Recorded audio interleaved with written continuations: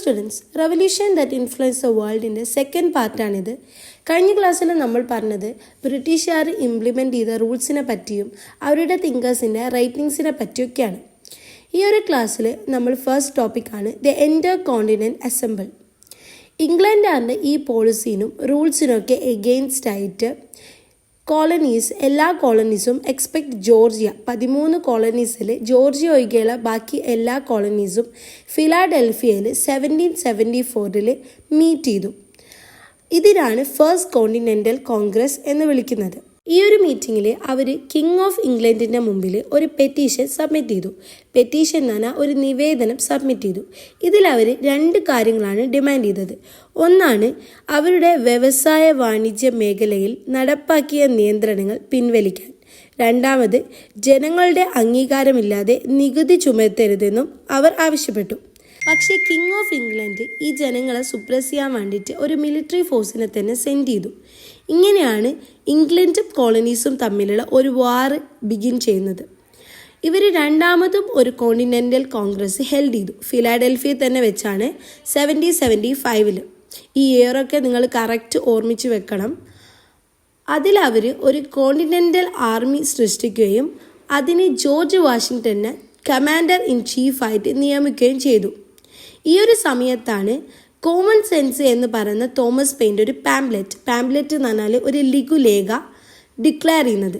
അതിൽ അയാൾ എഴുതിയതാണ് അമേരിക്കക്കാർക്ക് ബുദ്ധി, അതായത് യുക്തി എന്നത് ബ്രിട്ടനുമായിട്ടുള്ള ടൈസൊക്കെ ബ്രേക്ക് ചെയ്യുന്നതാണ് എന്നൊരു സ്ട്രോങ് ആയിട്ടുള്ള സ്റ്റേറ്റ്മെൻറ്റാണ് അദ്ദേഹം ഇതിലൂടെ പറഞ്ഞു വിട്ടത്.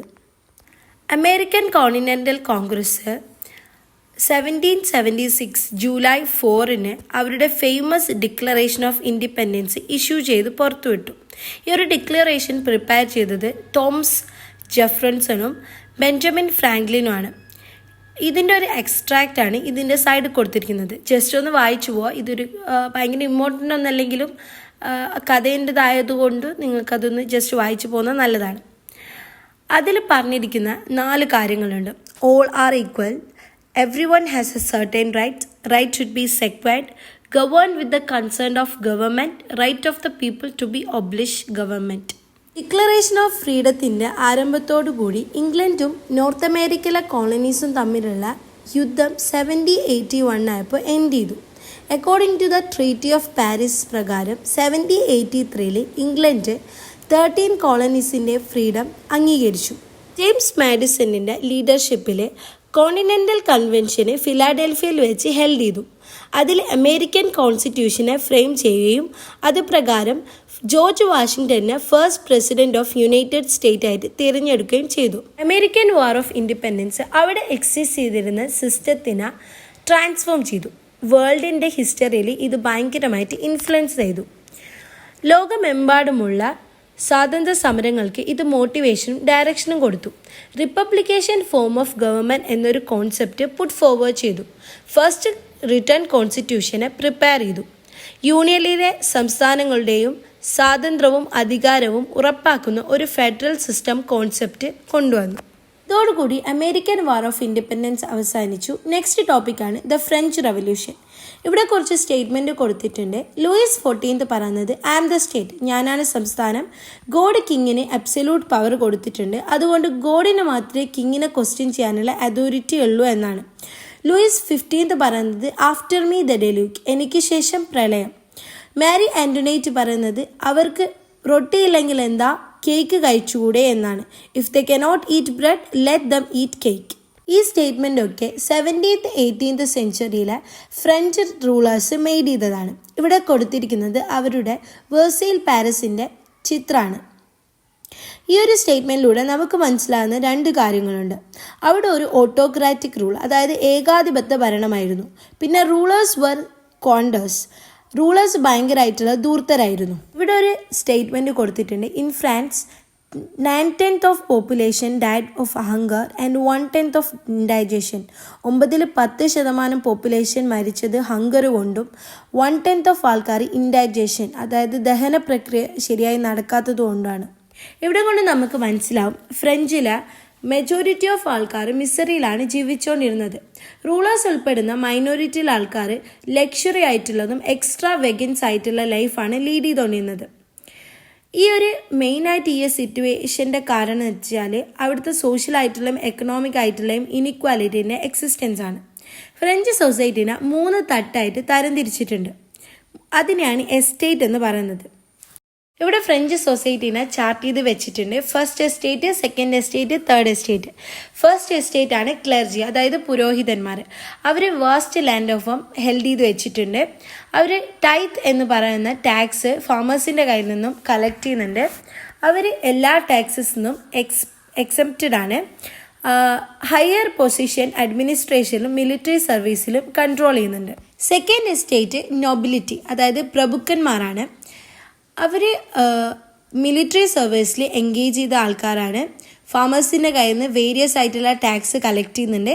അവർ ഫാമേഴ്സിനെ വിത്തൗട്ട് വേജസ് ആയിട്ട് വർക്ക് ചെയ്യുന്നുണ്ട്, അതായത് കൂലി കൊടുക്കാണ്ട് ഫാമേഴ്സിനെ കൊണ്ട് വർക്ക് ചെയ്യിപ്പിക്കുന്നുണ്ട്. എല്ലാ ടാക്സസിനും ഇവരും എക്സെപ്റ്റഡ് ആണ്. ഒരു ലക്ഷറിയസ് ലൈഫാണ് ഇവർ ലീഡ് ചെയ്യുന്നത്. ഇവരുടെ കയ്യിൽ വാസ്റ്റ് ലാൻഡ് ഓഫ് ഹെൽഡ് ചെയ്ത് വെച്ചിട്ടുണ്ട്. തേർഡ് എസ്റ്റേറ്റിൽ വരുന്ന ആൾക്കാരാണ് സാധാരണക്കാർ, മിഡിൽ ക്ലാസ് ആൾക്കാർ. ഇവിടെ റൈറ്റേഴ്സ് ഉണ്ടാവും, ടീച്ചേഴ്സ് ഉണ്ട്, ബാങ്കേഴ്സ്, അങ്ങനെ ഒരുപാട് ആൾക്കാരുണ്ട്. ഫാമേഴ്സും ക്രാഫ്റ്റ് മാനും എല്ലാം ഉൾപ്പെടുന്ന. ഇവർക്ക് അഡ്മിനിസ്ട്രേഷനിൽ ഒരു റോളും ഇല്ല. അവർ ടൈലേ എന്ന് പറയുന്ന ഒരു ലാൻഡ് ടാക്സ് ഗവൺമെൻറ്റിന് പേ ചെയ്യുന്നുണ്ട്. ലോ സോഷ്യൽ സ്റ്റാറ്റസ് ആണ്. ക്ലർജിക്കും നോബിൾസിനും ഇവർ ടാക്സ് പേ ചെയ്യുന്നുണ്ട്. നെക്സ്റ്റ് ആണ് ഐഡിയോളജി ഇൻസ്പയർ. ഫ്രഞ്ച് പീപ്പിൾസിനെ ഇനിക്വാലിറ്റി അതുപോലെ എക്സ്പ്ലോയിറ്റേഷനൊക്കെ അവെയർ ചെയ്യാൻ വേണ്ടിയിട്ട് ഒരുപാട് തിങ്കേഴ്സ് ഇമ്പോർട്ടൻ്റ് റോൾ വഹിച്ചിട്ടുണ്ട്. അതിൽ 3 ആളാണ് ഇവിടെ കൊടുത്തത്: വോൾട്ടയർ, റൂസോ, മോണ്ടസ്ക്യൂ. വോൾട്ടയർ പറയുന്നത് ക്ലർജിമാരുടെ എക്സ്പ്ലോയിറ്റേഷനെ പരിഹസിക്കാണ് വോൾട്ടയർ ചെയ്തത്. റാഷണൽ തിങ്കിങ്ങിനെ പ്രൊമോട്ട് ചെയ്യും, ഇക്വാലിറ്റി, ഹ്യൂമനിസം പോലത്തെ ഐഡിയാസിനെ പ്രൊമോട്ട് ചെയ്യുകയും ചെയ്തു. റൂസോ ഒരു സ്റ്റേറ്റ്മെൻറ്റിലൂടെ ഫ്രീഡത്തിൻ്റെ ഇമ്പോർട്ടൻസ് പറഞ്ഞു. മെന്ന് ബോൺ ചെയ്യുന്നത് ഫ്രീ ആയിട്ടാണ്, പക്ഷെ എല്ലായിടത്തും അവരൊരു ചെയിനിലാണ്. പീപ്പിൾ, ജനങ്ങളാണ് പരമാധികാരി എന്നൊരു ഡിക്ലറേഷനും കൊടുത്തു. മോണ്ടസ്ക്യൂ ഡെമോക്രസി, റിപ്പബ്ലിക് പോലത്തേനെ എൻകറേജ് ചെയ്തു. അദ്ദേഹം ഗവൺമെൻറ്റിനെ 3 പവറിലേക്ക് ഡിവൈഡ് ചെയ്യാൻ സജസ്റ്റ് ചെയ്തു: ലെജിസ്ലേറ്റർ, എക്സിക്യൂട്ടീവ്, ജുഡീഷ്യറി. ലെജിസ്ലേറ്റർ എന്ന് പറഞ്ഞാൽ നിയമനിർമ്മാണം, എക്സിക്യൂട്ടീവ് നടപടിയാക്കുന്നതിനാണ്, ജുഡീഷ്യറി എന്ന് പറഞ്ഞാൽ കോർട്ടൊക്കെ പറയുന്നതിനാണ് ജുഡീഷ്യറി എന്ന് പറയുന്നത്. നെക്സ്റ്റ് ആണ് the third estate take lead. Bourbon king, clergy, Lord's ഇവരുടെയൊക്കെ ആഡംബരമായ ജീവിതവും പിന്നെ ഫ്രീക്വൻ്റ് ആയിട്ട് ഇവർ നടത്തിയ വാറും പിന്നെ ഫ്രീക്വൻ്റ് ആയിട്ട് ഇവർക്കുണ്ടായ ക്രോപ്പ് ഫെയിലിയറും പ്രളയവും ഒക്കെ ഇവരെ ഒരു ബാങ്ക്രപ്റ്റസിയിലേക്ക് ഫ്രാൻസിനെ ലീഡ് ചെയ്തു. അതുപോലെ തന്നെ അമേരിക്കൻ വാർ ഓഫ് ഇൻഡിപെൻഡൻസ് നടക്കുന്ന സമയത്ത് അമേരിക്കൻ കോളനീസിന് ഫൈനാൻഷ്യലും അതുപോലെ മിലിറ്ററി അസിസ്റ്റൻസ് ഒക്കെ കൊടുത്തത് ഫ്രാൻസ് ആയിരുന്നു. ഇതും അവരുടെ ഒരു ഫിനാൻഷ്യൽ ക്രൈസിസിന് ഒരു കാരണമായിരുന്നു. 1789 കോമണേഴ്സിൻ്റെ മേൽ പുതിയ ഒരു ടാക്സ് ഇംപ്ലിമെൻ്റ് ചെയ്യാൻ വേണ്ടിയിട്ട് ലൂയിസ് 14 ഒരു സ്റ്റേറ്റ് ജനറൽ വിളിച്ചു. എല്ലാ സ്റ്റേറ്റിലെയും പ്രതിനിധികളെ നിയമനിർമ്മാണ സഭയാണ് സ്റ്റേറ്റ് ജനറൽ. ഫ്രഞ്ച് സൊസൈറ്റി പോലെ തന്നെയാണ് സ്റ്റേറ്റ് ജനറലും. അതായത് ഇവിടെയും 3 എസ്റ്റേറ്റ് ഉണ്ട്. ട്രഡീഷണലി അവർ ചെയ്തുകൊണ്ടിരുന്നത് ഓരോ എസ്റ്റേറ്റും ഗ്രൂപ്പായിട്ട് ഒരു വോട്ട് ചെയ്യും. അങ്ങനെ നോബിൾസും ക്ലർജിമാരും എപ്പോഴും ഈ തേർഡ് എസ്റ്റേറ്റിനെ ഓവർ റൂൾ ചെയ്യും. ഫസ്റ്റ് 2 എസ്റ്റേറ്റ് എന്ത് പറഞ്ഞു? അവർക്ക് estate wise single voting system മതിയെന്ന് പറഞ്ഞു. അതായത് ഗ്രൂപ്പായിട്ട് ഒരു vote. While third estate commoners ഉൾപ്പെടുന്ന തേർഡ് എസ്റ്റേറ്റ് പറഞ്ഞു അവർ ഇൻഡിവിജ്വൽ വോട്ടിങ്ങിന് ഡിമാൻഡ് ചെയ്തു. ഓരോ മെമ്പേഴ്സിനും ഓരോ വോട്ട്. ഇങ്ങനെ ആർഗ്യുമെൻറ്റ് നടന്നുകൊണ്ട് നിൽക്കുമ്പോൾ തേർഡ് എസ്റ്റേറ്റ് ഡിക്ലെയർ ചെയ്തു നാഷണൽ അസംബ്ലി ഓഫ് ഫ്രഞ്ച്. അടുത്തുള്ള ഒരു ടെന്നീസ് കോർട്ടിൽ ഇവരെ അസംബ്ലി ചെയ്യും. എന്നിട്ട് അവർ സത്യം ചെയ്തു ഒരു കോൺസ്റ്റിറ്റ്യൂഷൻ ഓഫ് ഫ്രഞ്ച് ഫ്രെയിം ചെയ്യാണ്ട് അവരാരും അവിടെ നിന്ന് ലീവ് ചെയ്യില്ലെന്നും. ഇതിനെയാണ് ടെന്നീസ് കോർട്ട് ഓത്ത് എന്ന് പറയുന്നത്. ഇവിടെ കൊടുത്തിരിക്കുന്നത് കുറച്ച് ഇവൻറ്റ്സ് ആണ്.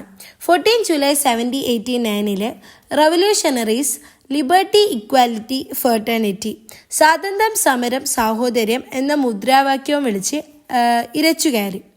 അവർ ബോർബൺ രാജാവിൻ്റെ സിംബലായിട്ടുള്ള ബേസ്റ്റിൻ പ്രിസണ് ഡിമോളിഷ് ചെയ്തു. ഈ ഒരു ഇവൻറ്റ് ഫ്രഞ്ച് റവല്യൂഷൻ്റെ ഒരു തുടക്കമായിട്ടാണ് കണക്കാക്കുന്നത്. 12 August 1789 national assembly right of മെന്നും സിറ്റിസണും ഡിക്ലെയർ ചെയ്തു. ഒക്ടോബർ 1789 തൗസൻഡ്സ് ഓഫ് വുമന് പാരീസിൽ നിന്ന് പാലസ് ഓഫ് വേഴ്സൈലിലേക്ക് മാർച്ച് ചെയ്തു with a slogan give us bread. അവർക്ക് റൊട്ടി നൽകൂ എന്നൊരു സ്ലോഗൻ കൂടിയാണ് അവർ മാർച്ച് ചെയ്തത്. സെപ്റ്റംബർ 1792 പുതിയ കോൺസ്റ്റിറ്റ്യൂഷൻ്റെ ഭാഗമായിട്ട് ഫോം ചെയ്ത നാഷണൽ കൺവെൻഷൻ ഫ്രാൻസിനൊരു റിപ്പബ്ലിക് ആയിട്ട് പ്രോക്ലെയിം ചെയ്തു. ഇവിടെ ഒരു ബോക്സിൽ റെയിൻ ഓഫ് ടെറർ എന്നൊരു പോർഷൻ ഉണ്ട്. ഇൻ ജൂലൈ 1793 പബ്ലിക് സേഫ്റ്റി കമ്മിറ്റീനെ കോൺസ്റ്റിറ്റ്യൂട്ട് ചെയ്തു. അത് ഫ്രഞ്ചിലെ ഇന്റേണൽ അഫയേഴ്സിനെ കൺട്രോൾ ചെയ്യാൻ വേണ്ടിയിട്ടായിരുന്നു. റോബേസ്പിയറെ ലീഡ് ചെയ്യുന്ന കമ്മിറ്റിയിലെ ലീഡേഴ്സ് ആയിരുന്നു മിറാബും ഡാൻഡിൻ. അതുപോലെ വേറെ കുറേ ആൾക്കാരും ഉണ്ടായിരുന്നു. ഗില്ലറ്റിൻ എന്നൊരു ഉപകരണം ഉപയോഗിച്ച് അവർ വിപ്ലവത്തിന് ശത്രുക്കൾ എന്ന് തോന്നുന്നവരൊക്കെ ഇതിൽ കൂട്ടക്കൊല നടത്താൻ തുടങ്ങി. ഒരുപാട് നോബിൾസ്, ക്ലർജിമാർ, ലൂയിസ് 14 പിന്നെ അദ്ദേഹത്തിൻ്റെ ഭാര്യ മാരി ആന്റോനേറ്റ് ഇതിൽ കൊല്ലപ്പെട്ടു. റോബേസ്പിയറെയും ഇതിലാണ് കൊല്ലപ്പെട്ടത്. ഈ ഒരു റീജിയന് ജൂലൈ 1794 വരെ നിലനിന്നിരുന്നു. ഈ ഒരു റീജിയനാണ് റൈൻ ഓഫ് ടെറർ എന്ന് പറയുന്നത്. ഇതോടുകൂടി നമ്മളെ ക്ലാസ് ഇവിടെ അവസാനിച്ചു. നെക്സ്റ്റ് പോർഷൻസ് നമുക്ക് നെക്സ്റ്റ് ക്ലാസ്സിൽ എടുക്കാം.